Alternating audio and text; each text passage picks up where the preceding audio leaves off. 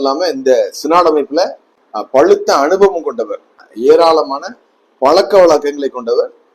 இதற்கு முன்பு இருந்த திராவிட முன்னேற்ற கழக அரசின் நம்பிக்கையை பெற்றவர்கள். அதற்கு பிறகு டிஎம்கே பயிற்சி, அதனால பாத்தீங்கன்னா அவர் பதவியிலிருந்து போயிருவாரு, அவருடைய அந்த கை ஓங்குறது குறைந்து விடும் சொல்லி நினைச்சாங்க. ஆனா தற்பொழுது மீண்டும் தேவக அரசு வந்த பிறகும் திருமாவளவன் பாத்தீங்கன்னா தற்போது இருக்க அரசாங்கத்துக்கு ஆதரவு கொடுத்திருக்கிறதுனால, அங்க இருக்கிற வன்னியரசு அவர்கள் அமைச்சரா இருக்கிறதுனால இவர்களோடு அதிகமான நட்புறவை கொண்டிருப்பவர் பரண்டர் சத்தன்ராஜா அவர்கள். எனவே வழக்கம் பாத்தீங்கன்னா நேற்றைய தினம் வரல, நாளை தினம் வருமானு தெரியல, அடுத்தது எப்போ வரணும் தெரியல. ஸோ அந்த அளவுக்கு பாத்தீங்கன்னா தன்னுடைய அதிகார மையத்தை, தன்னுடைய ஆளுமையை சினாடில் கோலோச்சு கொண்டிருக்கிறார் திரு பரண்டர் சத்தன்ராஜா. இதன் காரணமாக அவர்கள் இந்த எக்ஸ்டென்ஷன் பீரியட்ல கொண்டு வந்த அனைத்து தீர்மானங்களும் செல்லாது என்று அறிவிக்கக்கூடும் என்று நிறைய நினைச்சாங்க. ஆனால் இனிமேல் அதற்கு வாய்ப்பு இருக்குதா என்று தெரியவில்லை என்று சொல்லப்படுகிறது. ஒருவேளை வழக்கு விசாரணை பாத்தீங்கன்னா தூத்துக்குடி ஆசிரியர் திருமண்டலத்துல இந்த பிஷப்புக்கான மேண்டேட் ஆல்ரெடி போட்டாச்சு. டேட் என்ன பண்ணிட்டாங்க, அனௌன்ஸ் பண்ணிட்டாங்க. செப்டம்பர் 9 பேராயர் தேர்தல் நடக்க இருக்கிறது. ஏற்கனவே நம்ம வலைதளத்தை தொடர்ந்து பார்க்கிறவங்க, ஏற்கனவே ஆட்சி செய்த தரப்பிலிருந்து 4 ஆயர்களும் போட்டியிடுகின்றனர். யாரையும் சாராமல், எந்த அணியும் சாராமல் ஆண்டவரை சார்ந்து ஆயர் திரு மனோகர் அவர்கள் போட்டியிடுகிறார்கள். அவருக்கான வரவேற்பு மிக சிறப்பாக இருக்கிறது என்று ஏற்கனவே நம்ம வலைதளத்துல சொல்லிட்டு இருக்கோம். வலைதளத்துல சொன்னா மட்டும் போதுமா? குறிப்பாக பாத்தீங்கன்னா ஆயர் மனோகர் அவர்கள் பாத்தீங்கன்னா நல்லவர் சொல்றோம், நம்ம அவர் சிறப்பாக செயல்பட்டாருன்னு சொல்றோம். அதோடு நிறுத்தி விடாமல் நம்ம ஒரு ஊடகம் நம்ம சொல்லுகிற விஷயங்கள் பாத்தீங்கன்னா நண்பகத்தன்மையாக இருக்க வேண்டும்.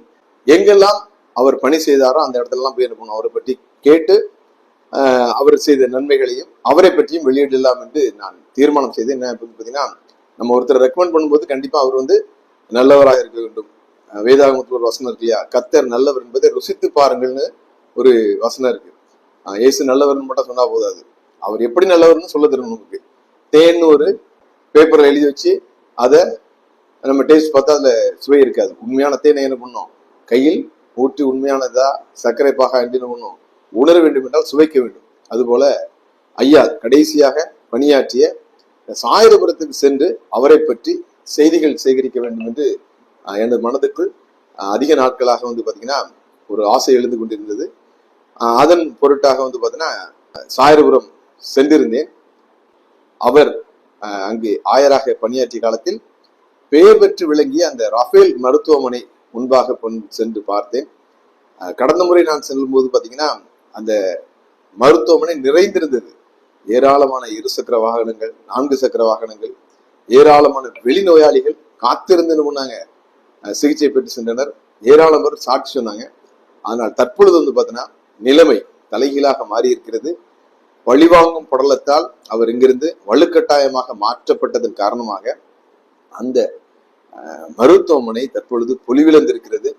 தன்னுடைய அதாவது நல்ல டெவலப் ஆகி இந்த நேரத்தில் பாத்தீங்கன்னா மீண்டும் ஒரு அதல பாதாளத்தில் இருந்துருக்குன்னே சொல்லலாம். ஆட்கள் யாருமே இல்லை. அவர் வாங்கி கொடுத்த அந்த ஆம்புலன்ஸ் வண்டி பாத்தீங்கன்னா அப்படியே நிற்குது, அனாதையா நிற்குது. அவர் காலத்துல தான் பாத்தீங்கன்னா அங்க ஜென்ரேட்டர் பண்ணிருக்காங்க, வாங்கி வச்சிருக்காங்க, அதுவும் அப்படி ஓடாம கிடக்குது. அதுபோல அவர் ஓடி ஓடி அங்க வியாதிக்கு வருபவர்களை விசாரித்து அவர்களுக்கான மருத்துவ உதவிகளை அந்த மருத்துவமனை செய்தார். ஆனா இன்னைக்கு பாத்தீங்கன்னா அங்க வான்னு சொல்ற கூட ஆள் இல்லை. அவர் இருக்கும் பொழுது பணியாற்றிய அந்த ஊழியர்களும் தற்பொழுது அங்கிருந்து சென்று விட்டதாக நான் அறிகிறேன். எப்பவுமே பாத்தீங்கன்னா ஒரு தலைமை சரியா இருந்தாதான் அதுக்கு கீழே சரியான செயல்பாடு செய்யறவங்க இருப்பாங்க, இல்லாட்டா என்ன போயிடுவாங்க. ஸோ அது போல போயிட்டாங்கன்னு கேள்விப்பட்டேன். ஸோ ஒட்டுமொத்தத்துல பாத்தீங்கன்னா தற்போது இருக்கின்ற நிர்வாகம், STK ராஜன் அவர்களுடைய நிர்வாகம் பாத்தீங்கன்னா ஒரு தனி மனிதரை பழிவாங்க வேண்டும் என்பதற்காக மிஷினரிகளால் தியாகத்தோடு உருவாக்கப்பட்டு சற்று தொய்வின்றி இருந்த ஒரு மருத்துவமனையை மிகவும் சீரும் சிறப்புமாக செயல்படுத்திய அந்த ஆயரை மாற்றியதன் காரணத்திற்காக மீண்டும் தற்பொழுது முற்றிலுமாக அது செயலிழந்து கிடக்கிறது. இது போன்ற காரியங்கள் நடக்கக்கூடாது என்றுதான் நாங்கள் தொடர்ந்து சொல்லி வருகிறோம். ஆனாலும் இருக்கின்ற நிர்வாகம் ஆட்சியில் அதிகாரத்தில் இருப்பதால் அவர்களுக்கு காதும் கேட்காது, கண்ணும் தெரியாது. ஆனால் நாம் நேர் சென்று பார்த்தோம், உண்மையிலே மனசுக்கு ரொம்ப வேதனையா இருக்குது.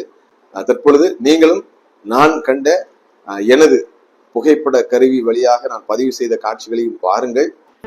இந்த அளவுக்கு ஒரு மருத்துவமனையை அவர் தன்னுடைய முயற்சியினால் முன்னேற்றத்துக்கு கொண்டு வருவார் என்றால், ஒரு திருமண்டலத்தின் பேராயராக மாறினால் நிச்சயமாக எல்லா இடங்களிலும் இருக்கின்ற மருத்துவமனைகளை முன்னேற்றம் செய்வது மட்டுமல்லாமல் புதிய மருத்துவமனைகளும் உருவாக்கி ஏழை எளிய மக்களுக்கு ஏராளமான நன்மைகளை அவரால் செய்ய முடியும். எனவே வருகின்ற பேராயர் தேர்தலில் மனோகர் ஆயர் அவர்களை அனைவரும் அணிகள் சார்பின்றி ஆண்டவரை நம்புகின்ற, இது ஆண்டவரின் ஊழியஸ்தானம் என்று நினைக்கின்ற அனைவரும் ஆதரிக்குமாறு